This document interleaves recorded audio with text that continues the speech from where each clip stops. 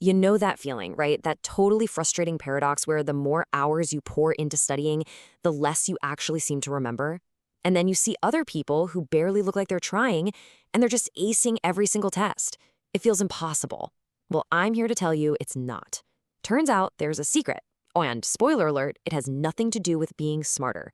Okay, let's get right into it. So let's meet Sarah and Jake. Now, if you just look at the numbers, Jake should be the star student, right? He's putting in 5 hours a day, he's chugging coffee, he's totally committed. Meanwhile, Sarah studies for like 25 minutes and then she's off with her friends. But here's the crazy part. Sarah gets straight A's. Jake is barely passing. So what is going on here? I promise you, it's not magic and it's not about who has a bigger brain. The secret is all about how they study, not for how long. Okay, before we go any further, I want you to do a quick gut check, just for yourself. Think about your own study habits. On the scale of 1 to 10, 10 being, absolutely perfect, what number would you give yourself? Don't overthink it, just pick a number. Got it? Awesome. Just hang on to that number because I have a feeling you might want to change it by the time we're done here. To really understand the huge difference between Sarah and Jake, I have to tell you a little story from my own life. It's about the night everything changed for me, and honestly, it all boils down to one single, kind of painful number. 14. That's right. That's how many hours I studied in one straight shot for the biggest exam of my life. I can still picture it. I was in this fortress of empty energy drink cans, books stacked up to the ceiling, and I was absolutely 100% convinced I was doing everything right. Does any of this look familiar to you? Because this was my playbook. I was doing everything I thought you were supposed to do. Rereading every chapter, making my textbook look like a melted rainbow, spending way too much time making my notes look perfect, and even more time trying to find the ultimate study playlist. I mean, I was working so hard. And after all of that, I failed. And not just by a little bit, I failed badly. But you know what? That failure was honestly a gift, because it forced me to face this really shocking truth. All that hard work was basically useless because I had no idea how to actually learn. And that right there, that's the big lie. It's the lie we've all been sold our entire lives, that the road to success is just paved with more hours, more highlighting, more all-nighters. We're tricked into thinking that just pure effort is what gets results. But it's not. And here's why that whole approach is just fundamentally wrong. We kind of think of our brains like a computer hard drive, right? Like we can just download the information from the textbook straight into our head and hit save. But that's not how our brains work, not even close. A way better way to think about it is this. Your brain is a muscle.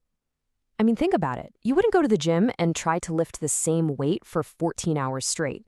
You just get exhausted and probably injure yourself, and you definitely wouldn't see results. Well, your brain is exactly the same. It needs smart, targeted exercise to get stronger, not just endless brute force work. So if grinding for more hours isn't the answer, then what is? Well, the huge breakthrough for me came when I found this super simple formula that completely changes the entire goal of what it means to study. Here it is. It's so simple. Real learning equals the time you spend studying times how much you actually remember. That last part is the key.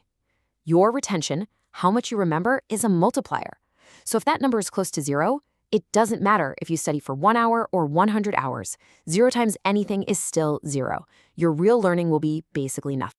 Now let's apply this to Sarah and Jake. See, even though Jake studies for way longer, his methods lead to super low retention, so his real learning is tiny. Sarah, on the other hand, studies for a fraction of the time, but her methods give her super high retention, so her real learning is actually double Jake's. This is the whole game, right here. Okay, so now we know the goal. We have to crank up that retention multiplier. But how do we actually do that? This is where we get practical. We're going to shift from the why to the how with a simple plan that you can start using tonight. So first, we have to swap out our activities. My old methods, everything you see on the left, were passive. I was just letting information wash over me, hoping some of it would stick. The new methods on the right are all active. They force your brain to actually engage with the material, to pull information out, and to build real connections.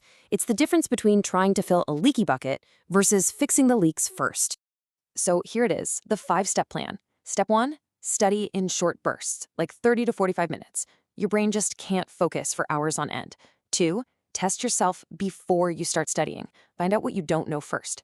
3. Focus on those weak spots. Don't waste time going over stuff you already get. 4. Make it active. Do practice questions. Explain the concept out loud to your dog, to the wall, it doesn't matter. And finally, step 5, do a super quick review right before you go to sleep. Their brain does this amazing thing where it consolidates memories while you sleep. It's like free studying. Okay, let's circle all the way back to the beginning. Remember that number you gave your study habits, from 1 to 10? Now that you know about passive versus active learning, and about that real learning formula, does that number still feel right? If you're thinking you might need to lower it a bit, that's actually a great sign. It means you're ready to start studying smarter. And this is really what it all comes down to. The whole point of studying like this isn't just about getting better grades. It's about getting your life back. It's about having more time for your friends, for your hobbies, for sleep, for actually enjoying yourself, all while getting better results than you ever thought you could. The goal isn't just to be a better student. It's to build a much, much better life.